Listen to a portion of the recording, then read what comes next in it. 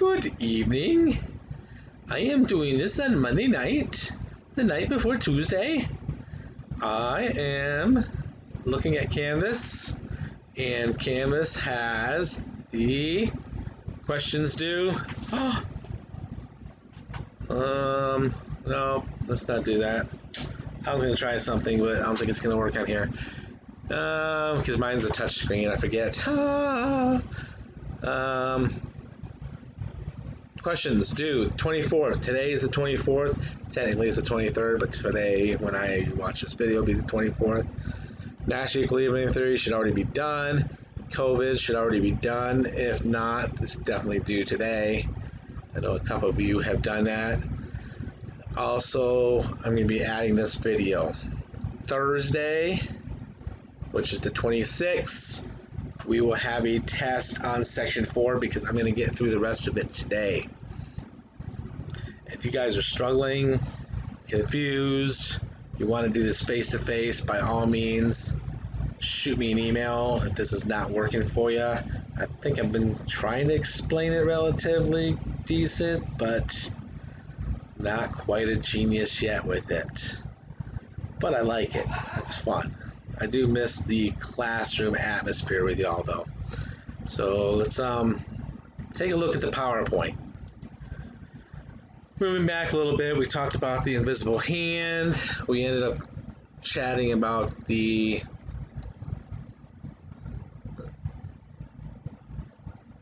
where's it at?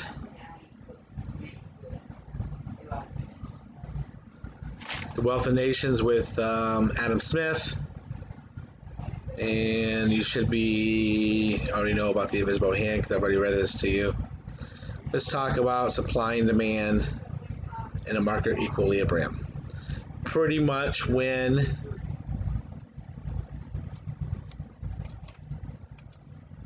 we have supply and demand equal one another. That is market equilibrium. I think we might have already mentioned this before, but just FYI. Equilibrium price is obviously when the two meet. Right here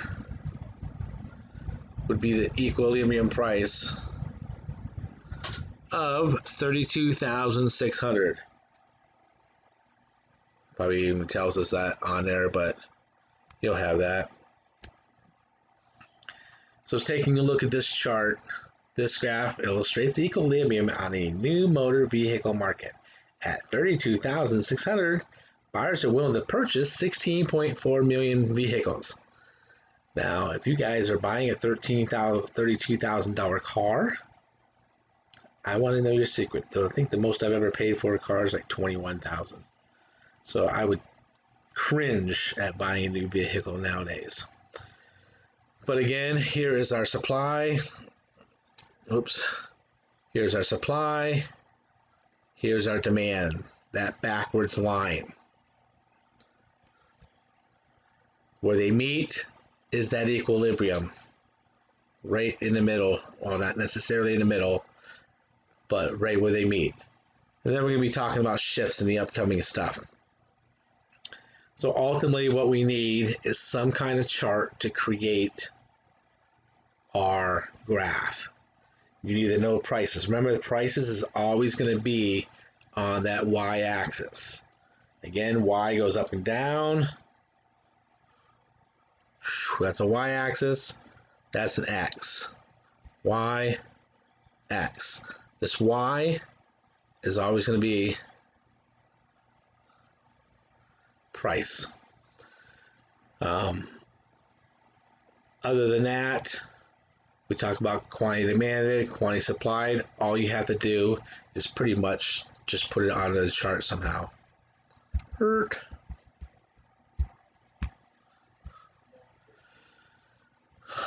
Let's see here. Oops. Thinking it was going to scroll. It's not. So we laid out our go-kart market, and we put the prices on the y-axis, put the demand, the quantity of go-karts demanded and supplied, and of course we end up with an X. If for some freaky reason you do one of these, you do a table like this, and you don't end up with this X, something went wrong. Remember, supply is a normal line, and demand is sort of a backwards line. Moving right along, we're going to be talking about market shift. So before we get too crazy into the shift, let's talk about a couple things called excess supply and excess demand. Sort of brushed over that earlier by switching to the shift. If our price is 1600,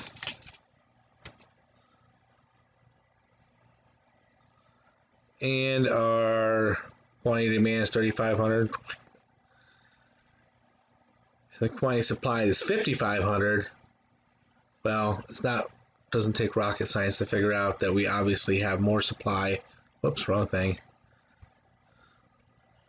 We obviously have more supply than what was demanded.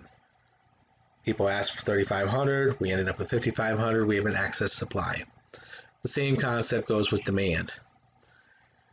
If the quantity demand is 5500, while the quality supply is 3500, we have excess demand. That is almost what we're in right here and now with coronavirus. We have a lot of this excess demand. I happened to go to Walmart tonight, and it was amazing. It looked like it was opening up for the first time as the shelves were half empty. Cereal, go down the cereal aisle. There's literally like 50 to 100 boxes of cereal. It all must have just came in because it's all nice and even on the shelves. They're able to just get enough in on a daily basis to supplement, I guess. But right now we have an excess demand of a lot of different things. It's not just toilet paper. I know we talked about toilet paper. But bread is wiped out. Cheese. I want to go get cheese tonight. Cheese is literally wiped out. There's no cheese at our Walmart. Milk was okay. Cereal, like I said, was touch and go. But that's where we're at right now. We're dealing with this, what we call an excess demand. Now we're coming into the shifts. This is sort of what's happened in the last couple weeks. We've had a Now we don't have to get too hairy-carry on this. It's just for the simple fact that technology, and they have a great, sometimes I use these PowerPoints, sometimes I don't. This is a good PowerPoint just for the fact that it's pretty simplistic and it talks about music and CDs. And of course the introduction of the internet. Back when I was younger, it used to be about records, and then cassettes came along, and then CDs came along. Now the internet comes along, and now we stream everything. Now we have Spotify or Pandora or YouTube, whatever. So this is what we're talking about in a market shift. It is a shift due to things other than the price. So in this case here, we talked about we had original demand for CDs. There was our equilibrium, where supply and demand were equal. Now, with the introduction of the internet and what happened, it has shifted over to spot over here. So now we have a new equilibrium for CDs. This is specifically for CDs. We're not talking about the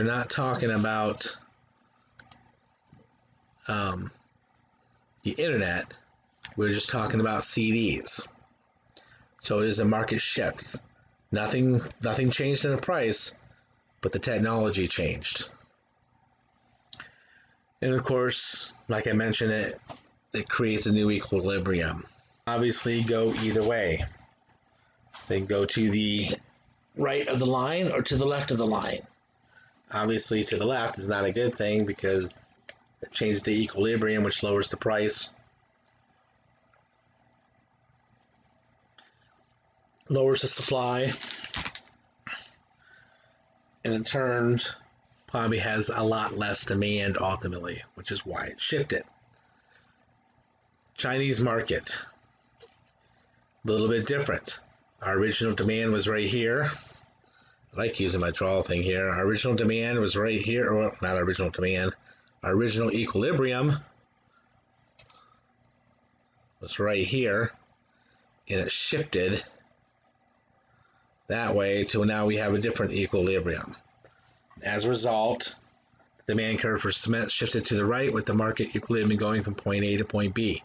It is a good thing when that happens because we actually have higher quantities, higher prices, and so forth.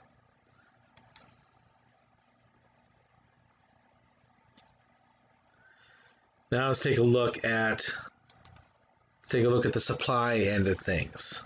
Remember, these last couple dealt with demand. Demand for cement was more than we opened up the China market, and the demand for CDs was technically less because of the introduction of the internet. Now we're going to take a look at a supply shift.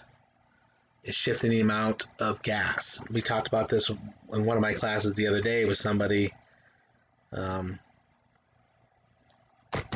lot of you are not going to remember this, but back in the 70s, probably mid-70s, 74, 75, 76, somewhere in there was lines out the wazoo for gas because gas was so limited. There's wars obviously going on in the Middle East like they always have, but the supply shift for gas was unbelievable. It was terrible. So, same thing that can happen for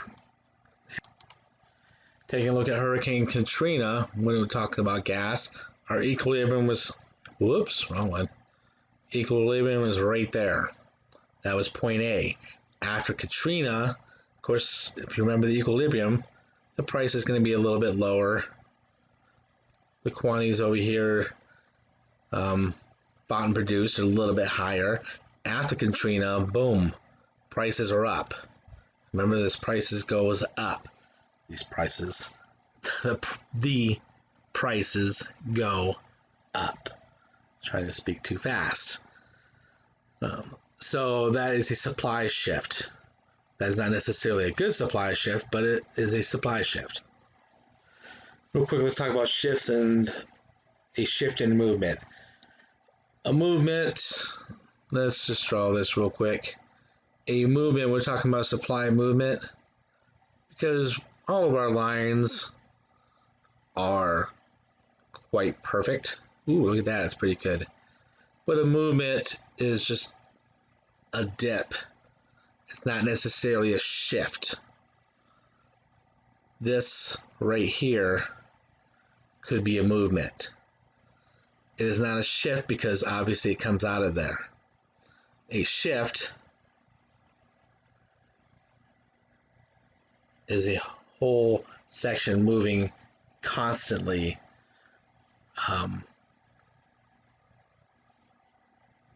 Right or left, doesn't really matter which way we go here. We can go like this if we like as well, but just make sure you understand the difference between what a shift or a movement is.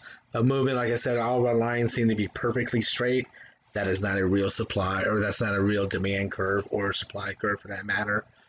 We just make it straight because it's easier to understand ultimately. But a movement is just these little bumps along the way, peaking out, going down a little bit, going down a little bit. But a shift is when the whole curve moves over. A little bit different from one another. Make sure you understand the difference between those two if I didn't explain it well enough. Hopefully I did. I think this is actually how one of the answers to your questions at the end of the chapter. I can't remember, but I believe it is. And we are running on 14 and a half minutes.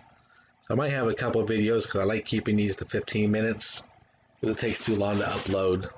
And of course, I become too boring to listen to after 15 minutes. So taking a look at the demand, the shift. So I had to erase all this a little bit because I was in this prior slide here, I was talking about demand, even though that's technically a supply curve, because the supply curve goes like this. The supply curve is like this. That's not it.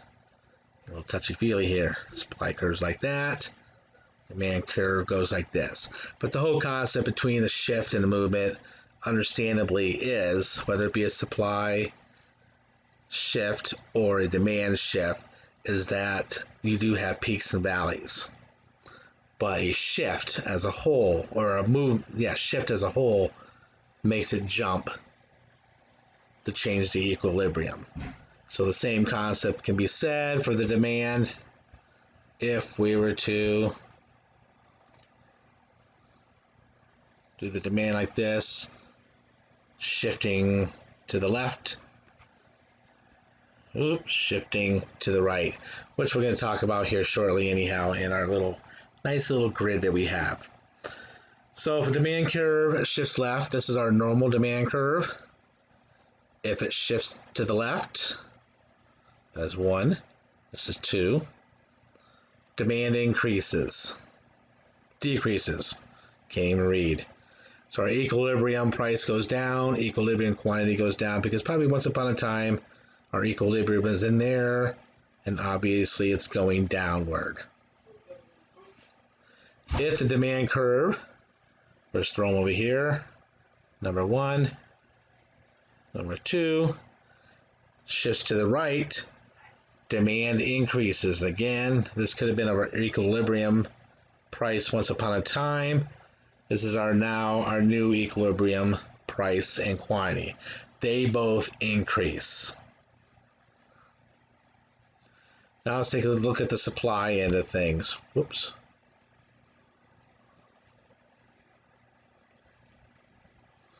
And learn more things on this thing every day. Let's look at the supply end of things. Supply tends to be what we call a normal line. If the supply curve shifts to the left, so this is number 1, this is number 2, the supply decreases. Just for the fact, this is our supply once upon a time, it's shifting a little bit, so obviously it's decreasing. The effect on the equilibrium price is going to make it positive.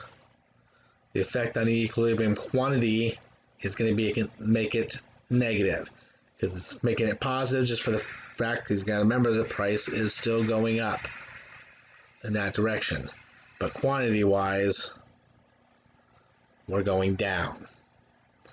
I love my little drawings. I'm such an artiste. Let's all pause and say, oh man, he's such a great artist. Anyway, and if the supply curve, which is a natural number or line, number 1, shifts to the right, number 2, this means supply increases. Ultimately, again, because this is our line, this is going to be an increase. That's going to be our price. So technically our equilibrium price is going to be less because of the space right in here. But our equilibrium quantity is going to be more because of this space up in here. Yeah, confused as I'll get out. I would probably make sure, for test reasons, this is probably going to be on a test somewhere. So just have this PowerPoint handy as much as possible during the test. I'm going to cap it off right there because I think I'm above my 15 minutes. Actually about 16, 17, and we still have about 4 or 5 more slides that I'll hit up on a video for Thursday, but we're probably going to end up just having a quick live class and as well as having a test that will probably be available beyond the normal time that we meet on Thursday.